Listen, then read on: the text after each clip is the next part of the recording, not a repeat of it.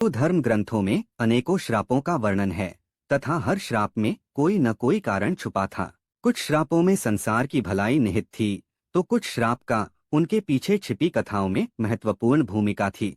आज हम आपको ऐसे ही 9 श्रापों के बारे में बताने जा रहे हैं जिनका इतिहास में तो महत्वपूर्ण योगदान था ही, परंतु इनका प्रभाव वर्तमान में भी प्रमाण के रूप में देख सकते हैं। तो वीडियो बड़ा ही महत्वपूर्ण होने वाला है, तो बने रहिए पूरे वीडियो के साथ। तो जय श्री कृष्णा मित्रों, चलिए जानते हैं महाभारत के 9 श्राप के बारे में। महाभारत का पहला श्राप, युधिष्ठिर ने यह श्राप स्त्रियों को दिया था। प्रसिद्ध ग्रंथ महाभारत के अनुसार जब युद्ध समाप्त हुआ तो माता कुंती ने पांडवों के पास जाकर उन्हें यह रहस्य बताया कि कर्ण उनका भाई था। सभी पांडव इस बात को सुनकर बहुत दुखी हुए। युधिष्ठिर ने विधि विधान पूर्वक कर्ण का अंतिम संस्कार किया तथा शोकाकुल होकर माता कुंती के समीप गए। वह उसी क्षण उन्होंने समस्त स्त्री जाति को यह श्राप दे डाला कि आज से कोई भी स्त्री किसी भी प्रकार की गोपनीय बात का रहस्य नहीं छुपा पाएगी। दूसरा श्राप, द्रौपदी ने घटोत्कच को शाप दिया था।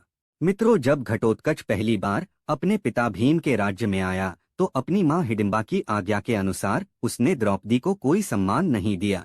द्रौपदी को अपमान महसूस हुआ और उसे बहुत गुस्सा आया। वह उस पर चिल्लाई कि मैं एक विशिष्ट स्त्री हूँ, युधिष्ठिर की रानी हूँ और मैं ब्राह्मण राजा की पुत्री हूँ तथा मेरी प्रतिष्ठा पांडवों से कहीं अधिक है, और तुमने अपनी दुष्ट राक्षसी माँ के कहने पर बड़ों के समक्ष ऋषियों और राजाओं से भरी सभा में मेरा अपमान किया है। जा दुष्ट, तेरा जीवन बहुत छोटा होगा तथा तू बिना किसी लड़ाई के मारा जाएगा। तीसरा श्राप श्रृंगी ऋषि ने परीक्षित को दिया। मित्रों, जब पांडव स्वर्गलोक की ओर प्रस्थान करने को तैयार हुए तो उन्होंने अपना सारा राज्य अभिमन्यु के पुत्र परीक्षित के हाथों में सौंप दिया। राजा परीक्षित के शासनकाल में सभी प्रजा सुखी थी। एक बार राजा परीक्षित वन में आखेट खेलने को गए। तभी उन्हें वहां शमीक नाम के ऋषि दिखाई दिए। वे अपनी तपस्या में लीन थे तथा उन्होंने मौन व्रत धारण कर रखा था। जब राजा परीक्षित ने उनसे कई बार बोलने का प्रयास किया लेकिन फिर भी वे नहीं बोले तो क्रोध में आकर उन्होंने ऋषि के गले में एक मरा हुआ सांप डाल दिया। जब यह बात ऋषि शमीक के पुत्र श्रृंगी को पता चली तो उन्होंने राजा परीक्षित को श्राप दिया कि आज से 7 दिन बाद राजा परीक्षित की मृत्यु तक्षक नाग के डसने से हो जाएगी। और हुआ भी यही। राजा परीक्षित के जीवित रहते कलयुग में इतना साहस नहीं था कि वह हावी हो सके, परंतु उनके मृत्यु के पश्चात ही कलयुग पूरी पृथ्वी पर हावी हो गया। चौथा श्राप, पांडु को एक ऋषि ने श्राप दिया। मित्रों, भीष्म की प्रतिज्ञा के बाद कुरुवंश का इतिहास बदल गया। महाभारत के अनुसार पांडु अंबालिका और ऋषि वेदव्यास के पुत्र थे। वे पांडवों के धर्मपिता और धृतराष्ट्र के छोटे भाई थे। धृतराष्ट्र के अंधे होने के कारण पांडु को हस्तिनापुर का शासक बनाया गया। एक बार राजा पांडु अपनी दोनों रानियों कुंती और माद्री के साथ आखेट खेल रहे थे कि तभी उन्होंने मृग होने के भ्रम में बाण चला दिया जो एक ऋषि को जाकर लगा। उस समय वह ऋषि अपनी पत्नी के साथ सहवास कर रहे थे और उसी अवस्था में उन्हें बाण लग गया। इसलिए उन्होंने पांडु को श्राप दे दिया कि जिस अवस्था में उनकी मृत्यु हो रही है उसी प्रकार जब भी पांडु अपनी पत्नियों के साथ सहवासरत होंगे तो उनकी भी मृत्यु हो जाएगी। उस समय पांडु की कोई संतान नहीं थी। मित्रों, अब उनके लिए यह संकट की बात हो गई थी।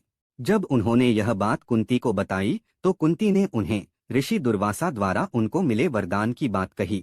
इस वरदान से कुंती किसी भी देवता का आवाहन कर उन्हें बुलाकर उनके साथ नियोग कर सकती थी। विवाह पूर्व उन्होंने सूर्यदेव का आवाहन किया था जिसके चलते कर्ण का जन्म हुआ था, लेकिन कुंती ने लोक लज्जा के कारण उसे नदी में बहा दिया था। खैर, पांडु मान गए। तब कुंती ने एक एक कर कई देवताओं का आवाहन किया। इस प्रकार माद्री ने भी देवताओं का आवाहन किया। तब कुंती को 3 और माद्री को 2 पुत्र प्राप्त हुए जिनमें युधिष्ठिर सबसे ज्येष्ठ थे। एक दिन वर्षा ऋतु का समय था। पांडु और माद्री वन में विहार कर रहे थे। उस समय पांडु अपने काम वेग पर नियंत्रण न रख सके और माद्री के साथ सहवास करने को उतावले हो गए। तब ऋषि का श्राप महाराज पांडु की मृत्यु के रूप में फलित हुआ। माद्री पांडु की मृत्यु बर्दाश्त नहीं कर सकी और उनके साथ सती हो गई। यह देखकर पुत्रों के पालन पोषण का भार अब कुंती पर आ गया था। उसने अपने मायके जाने के बजाय हस्तिनापुर का रुख किया। राजमहल में कुंती का सामना गांधारी से भी हुआ। कुंती वसुदेव जी की बहन और भगवान श्री कृष्ण की बुआ थीं। तो गांधारी गंधार नरेश की पुत्री और राजा धृतराष्ट्र की पत्नी थी। 5वां श्राप श्री कृष्ण का अश्वत्थामा को श्राप। मित्रों, महाभारत युद्ध के अंत समय में जब अश्वत्थामा ने धोखे से पांडव पुत्रों का वध कर दिया, तब पांडव भगवान श्री कृष्ण के साथ अश्वत्थामा का पीछा करते हुए महर्षि वेदव्यास के आश्रम तक पहुंच गए। तब अश्वत्थामा ने पांडवों पर ब्रह्मास्त्र का वार किया। ये देख अर्जुन ने भी अपना ब्रह्मास्त्र छोड़ा। महर्षि व्यास ने दोनों अस्त्रों को टकराने से रोक लिया और अश्वत्थामा और अर्जुन से अपने अपने ब्रह्मास्त्र वापस लेने को कहा। तब अर्जुन ने अपना ब्रह्मास्त्र वापस ले लिया, लेकिन अश्वत्थामा ये विद्या नहीं जानता था, इसलिए उसने अपने अस्त्र की दिशा बदलकर अभिमन्यु की पत्नी उत्तरा के गर्भ की ओर कर दिया। अश्वत्थामा की इस गलती के कारण श्री कृष्ण अश्वत्थामा के माथे में लगी मणि निकाल लेते हैं और उसे श्राप देते हैं कि जब तक ये पृथ्वी रहेगी तब तक तुम अकेले ही जंगलों में भटकते रहोगे और तुम्हारे माथे से जीवन भर खून और मवाद निकलता रहेगा और किसी भी जगह किसी पुरुष के साथ तुम्हारी बातचीत नहीं हो सकेगी।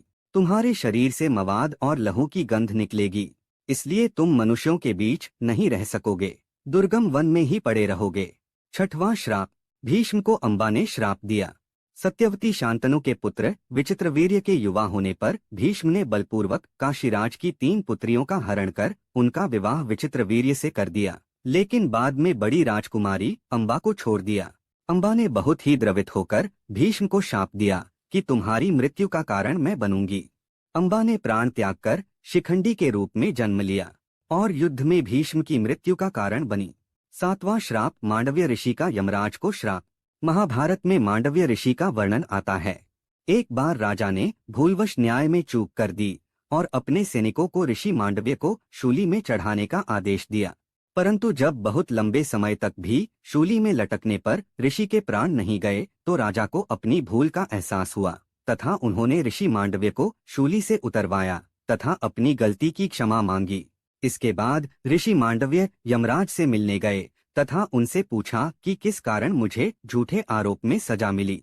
यमराज ने कहा कि जब आप 12 वर्ष के थे तो आपने एक छोटे से कीड़े के पूंछ में सीक चुभाई थी, जिस कारण आपको यह सजा भुगतनी पड़ी।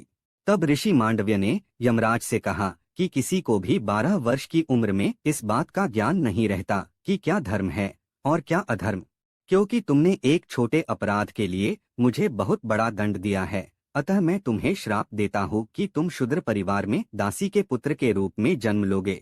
मांडव्य ऋषि के इस श्राप के कारण यमराज को विदुर के रूप में जन्म लेना पड़ा। 8वां श्राप उर्वशी का अर्जुन को श्राप। महाभारत काल में एक बार अर्जुन दिव्यास्त्र पाने के लिए स्वर्ग लोक गए। वहां उर्वशी नाम की एक अप्सरा उन पर आकर्षित हो गई। उर्वशी ने अर्जुन से विवाह करने का प्रस्ताव रखा। तब अर्जुन ने कहा कि मैं आपको अपनी माता के समान मानता हूँ। इस बात से उर्वशी ने गुस्सा होकर अर्जुन को श्राप दिया कि तुम एक नपुंसक की तरह बात कर रहे हो, इसलिए तुम नपुंसक हो जाओ तथा स्त्रियों के बीच तुम्हें नर्तक बनकर रहना पड़े। तब अर्जुन भगवान इंद्र के पास जाकर उन्हें सारी बात बताते हैं। इंद्र के कहने पर उर्वशी अपने श्राप की अवधि 1 वर्ष कर देती है। तब इंद्र अर्जुन को बताते हैं कि यह श्राप तुम्हारे अज्ञातवास के समय एक वरदान की तरह काम करेगा और अज्ञातवास के समय अर्जुन नपुंसक बनकर नृत्य सिखाते हैं और कौरवों की पकड़ में नहीं आते। 9वां श्राप। मित्रों, एक बार महर्षि मैत्रेय हस्तिनापुर पधारे। विश्राम के बाद धृतराष्ट्र ने पूछा कि भगवन, क्या वन में 5 पांडव कुशल पूर्वक हैं? महर्षि ने कहा, वे कुशल हैं, लेकिन मैंने सुना है कि तुम्हारे पुत्रों ने पांडवों को जुए में धोखे से हराकर वन भेज दिया। ऐसा कहकर पीछे मुड़ते हुए उन्होंने दुर्योधन से कहा कि तुम जानते हो पांडव कितने वीर और शक्तिशाली हैं। महर्षि की बात सुनकर दुर्योधन ने क्रोध में अपनी जांघ पर हाथ से ताल ठोंक दी।